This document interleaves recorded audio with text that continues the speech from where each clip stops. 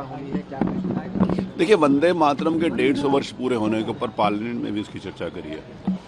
दुर्भाग्य से कालांतर में जो वंदे मातरम के असली स्वरूप को नष्ट करने का प्रयास किया गया। वंदे मातरम सब लोग स्वीकार करते हैं उन कुछ पंक्तियों को, लेकिन उन पंक्तियों को स्वीकार करने के बाद भी कुछ लोग उसका गायन नहीं करते। अगर सबको अच्छा है और राष्ट्र भक्त के लिए, राष्ट्र के लिए, तो सबको उसका गायन करना चाहिए।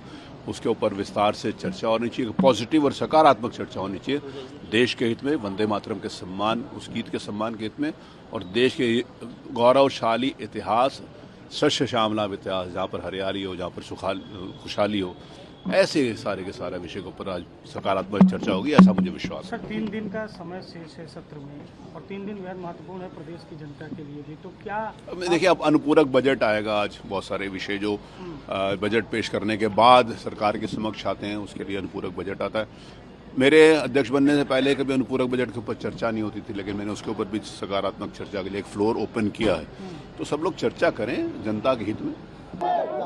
ये सरकार को अनुमति है कि यदि उन्हें रुपए कम पड़ जाएं तो कंसोलिडेट फंड से पैसा निकालने के लिए अनुपूरक बजट लाते हैं। उन्हें कोई ज़रूरत होगी रुपए की तो अनुपूरक बजट लाते हैं। अब ये देखना है कि क्या वो सही ढंग से जिसकी ज़रूरत है उसी को पेश कर रहे हैं कि।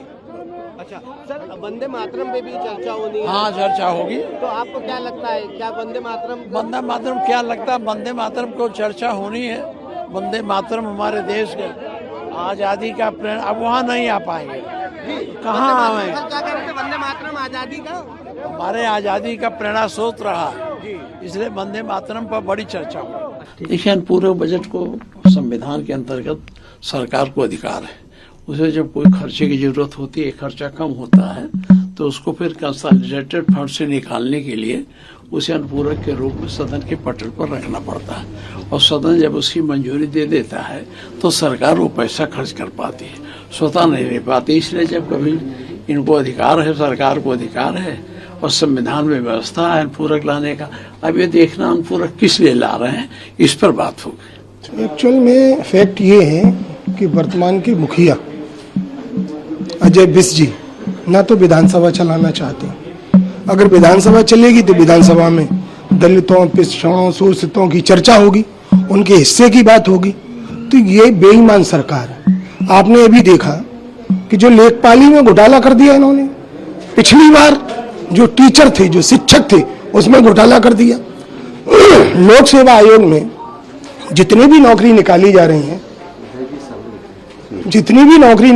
रही हैं, सब में घोटाला हो रहा है, पेपर लीक हो रहा है। वर्तमान सरकार और वर्तमान सरकार के मुखिया भ्रष्ट और बेईमान है, इनको उखाड़ फेंकने का काम करना। SIR को मुद्दे को लेकर के अभी आप लोग चर्चा करेंगे?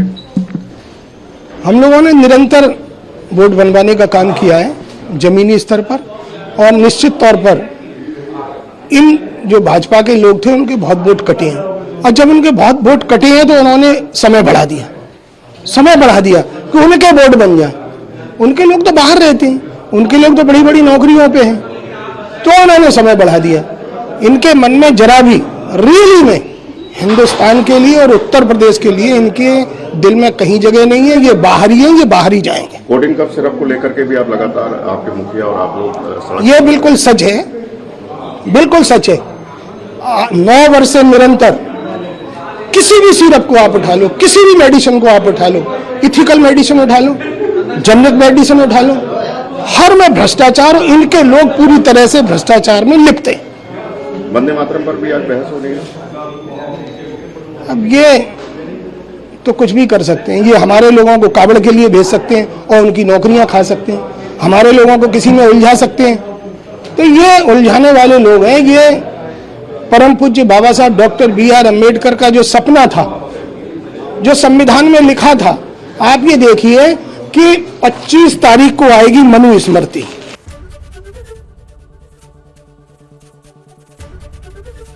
ABP गंगा, खबर आपकी, जुबान आपकी।